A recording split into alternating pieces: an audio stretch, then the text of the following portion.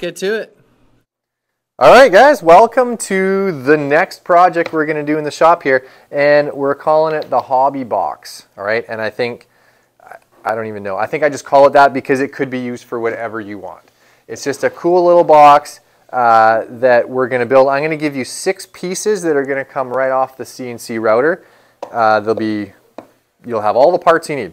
All the hard work is already done for you. The CNC actually cuts out all these finger joints, and it's going to end up going together perfectly, really.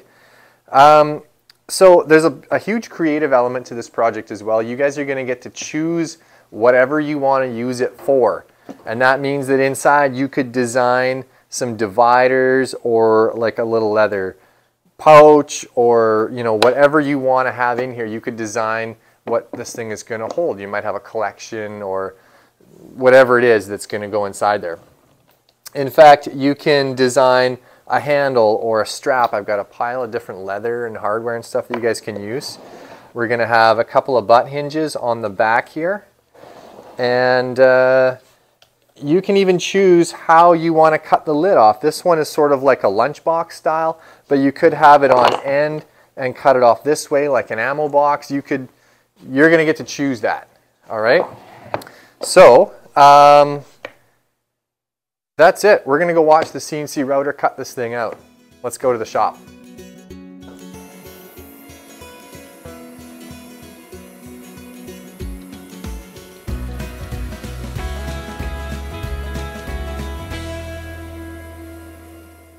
Okay, so here we are. We've got, well, a couple of kits here cut out straight off the CNC router. I'm going to need 2 of each of these shapes. So here's one box kit right here.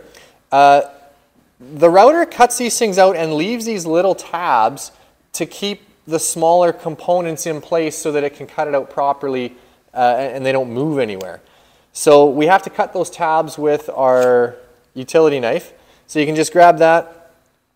As I've taken this thing off the CNC router, I've flopped it down onto the floor so it's nice and flat. And I'm looking at the surface or the backside surface so that the tabs are on the top.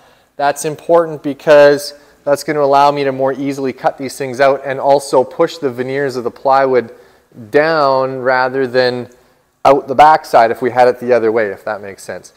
We could delaminate the plywood and kind of get some blowout if we did it the other way. So here we go.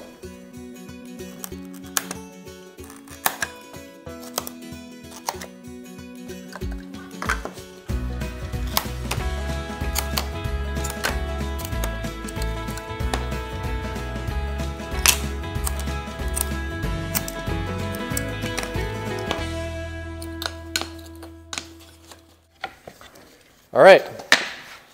All 6 pieces. Here's my box kit. That's it.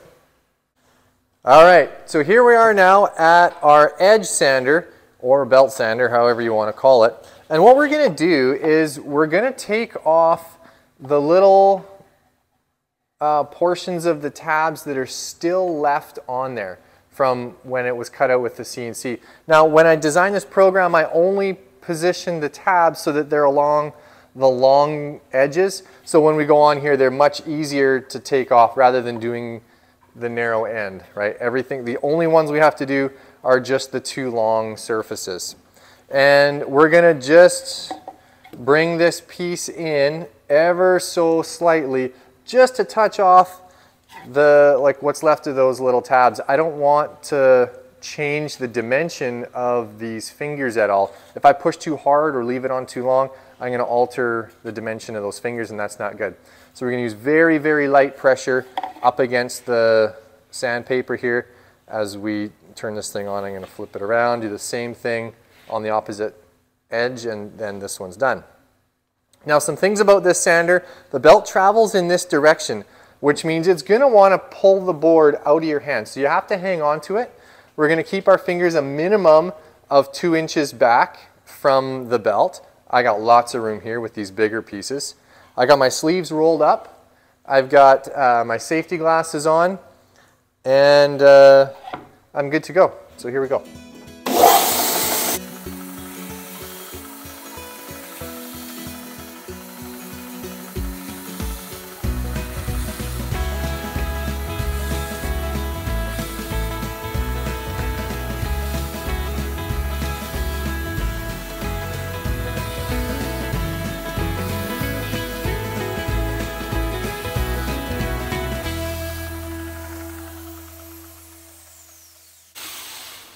So we'll turn it off, wait for the machine to stop spinning, and we'll just have a look here. Sure enough, I've just barely taken off what was left over of the tabs on all 6 of my pieces, and I'm ready for glue up.